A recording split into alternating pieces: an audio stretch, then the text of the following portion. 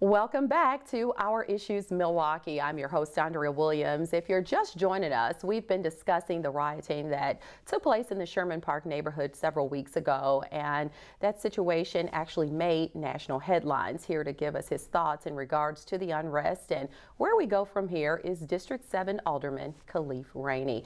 Alderman Rainey is a native of Milwaukee and served as a Milwaukee County Supervisor before actually being elected to the Milwaukee Common Council earlier this year. Good morning. Good morning. It's so good to have you here. Not crazy about the circumstances, but it is really good to have you here to get your thoughts on everything that happened on August 13th. The violence erupted in the Sherman Park neighborhood, which, like I said, is a part of the district you represent. Tell me what went through your mind when you got the phone call informing you about what was happening on that night. Well, you know, I was actually there at the scene of the shooting prior to what transpired. I saw the footage being broadcasted live on Facebook, and I decided, you know, it was necessary for me to go up there and see if I can defuse the situation. Being there, I recognized that, you know, the crowd was very adamant that something wrong had occurred. And I could tell that, you know, it was too far gone for us to put this back in the bag. So within, you know, an hour of me being there, I witnessed what we now consider the riots, the Milwaukee riots of 2016.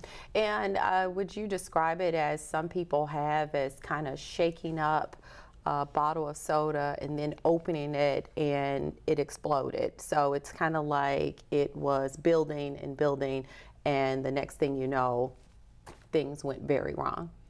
Well, you know, I think that, you know, through social media, a lot of America has witnessed many officer-involved shootings. And that's not to speak to the particulars of this particular incident, but I think a lot of Americans have been very fed up and frustrated with the shooting of unarmed black men.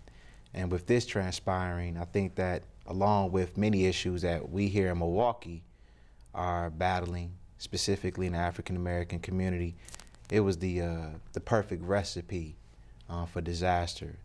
And let me tell you, you know, a riot is a very traumatic experience. You know, it's something likening to death. You know, it was very difficult for myself to, you know, absorb. And I know that many of the neighbors that live in Sherman Park, I know them personally. You know, I've come to their home, sat on their couch and discussed community concerns with them. So, you know, my thoughts are with the people in the Sherman Park neighborhood. And, you know, from here, we just figure out how do we reclaim our neighborhood, how do we rebuild, how do we make Sherman Park better than it ever has been. Right. And like you said, witnessing something like this is a scenario that many people will remember for many years to come. And during those that riot, you were quoted as saying the riots were, quote, byproducts of the injustice, the unemployment, the undereducation that makes Milwaukee the worst place for African Americans to live. And needless to say, that was a very emotional day and night, and nights to follow. A lot of people didn't know how to take those statements, whereas other people completely understood where you were coming from. Talk about what you meant by that. Well, what I spoke to was factual data. You know, we have limitless studies conducted about Milwaukee, about Wisconsin, and the quality of life for African Americans here. So I was surprised that some people were unaware that, according to many metrics, you know, this is the worst place for African American men, women, and children to reside. Now, the remarks that I made, they have been responded to. Regardless if someone took exception to it, you know, many people here in Milwaukee, in the business community, in the foundation philanthropic community, they saw the value in my remarks. And I think it's important right now, as the nation watches Milwaukee, with us having this shameful distinction, that we show the rest of America how you turn around quality of life for African Americans, how you begin to address this deferred maintenance, lack of jobs, lack of educational opportunities, lack of entrepreneurship opportunities, how do you respond to these conditions and improve the lives for some of our community's most vulnerable population? Absolutely. And many people have asked the question, why did this particular incident spark protests when it was a black officer and a black suspect that police say was armed with a stolen gun and ran from police? What are your thoughts? Well, I don't think it's a race issue. I think it's an issue of law enforcement and community. I think that now when the system needs credibility the most, it's not there. People have lost confidence in the systems that America says makes us the best place to live. And until we restore that confidence, we're going to continue to see these type of incidents in Milwaukee and around the country. And 2 weeks have gone by now, and there's been cleanup, and the community has continued to come together to show that this particular situation does not define their neighborhood or the place they call home. So what plans are in place in regards to restoring businesses that were lost or totally damaged? Well, the philanthropic community has come together, and they've launched Reasons for Hope MKE. And the Greater Milwaukee Committee, they've seeded that fund with nearly $200,000. There's a call for transitional jobs for young people in the neighborhood. We're hoping to produce maybe 100 of those temporarily. Some of these solutions are just to address the imminent problems, and some of these are to address the long-term issues. We have nearly 500 foreclosed properties in Sherman Park area.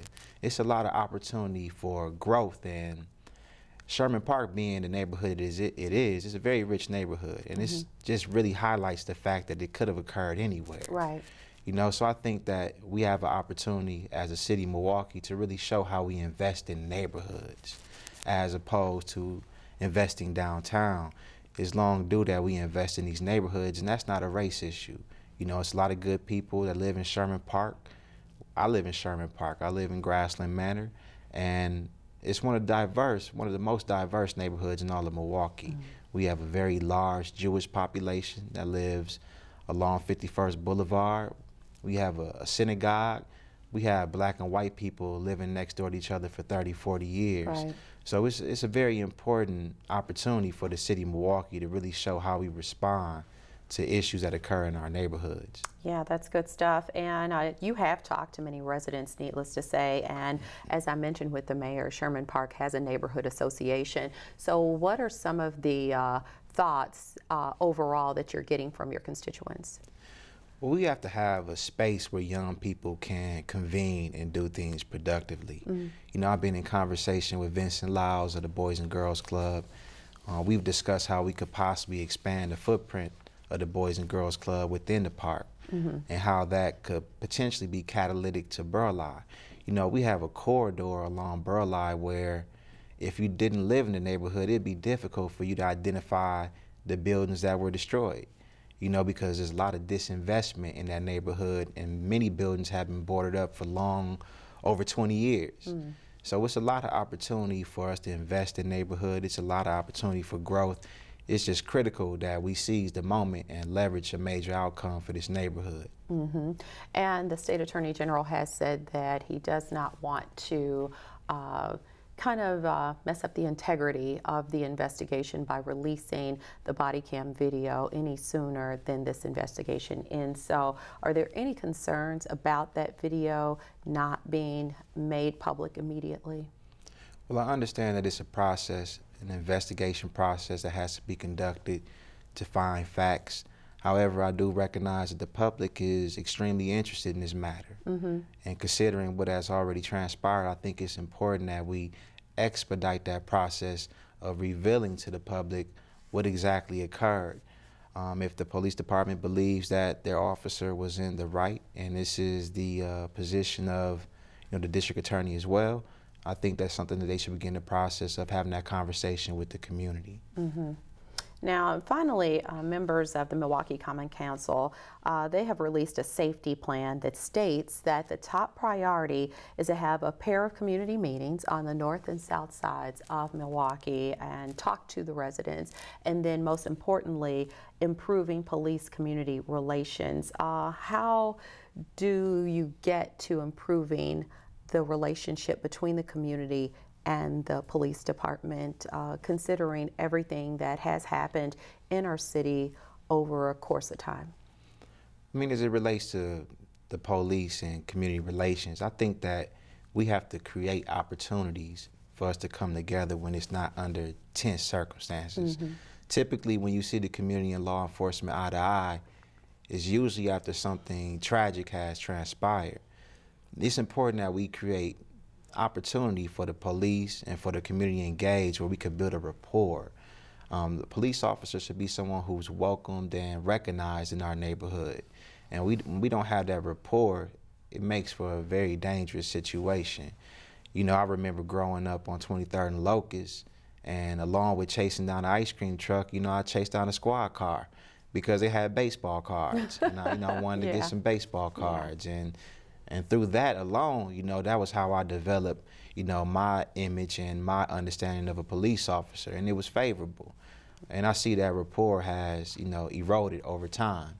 And it's important that we reestablish that and bring that back. It's an important component of community. Yes, and that's a great way to end today's show. Thank you so much for your time and coming on today. He is the Alderman of Milwaukee's 7th District, Mr. Khalif Rainey. And for more information on where Alderman Rainey stands on the issues, you can again log on to city.milwaukee.gov. That is going to do it for today's show. I'm your host, Andrea Williams. As always, thank you for watching, and I hope you join us again next week as we take another look at our issues in Milwaukee. Have a great day.